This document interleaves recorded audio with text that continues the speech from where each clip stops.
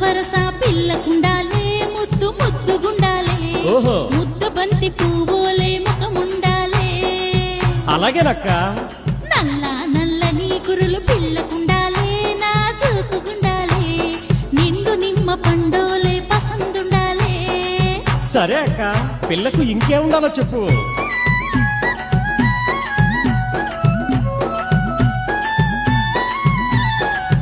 చెబుతా ఎనుకో తమ్ముడా. అందాల అప్సరోలే పిల్ల ఉండాలే, హంస నడకుండాలే, వాలు జడ వయ్యారం పిల్లకుండాలే. అరే ఎర్రెర్రని పెదవులేమో పిల్లకుండాలే, ఎరుపు ఛాయుండాలే, చేపలాంటి కళ్ళేమో పిల్లకుండాలే.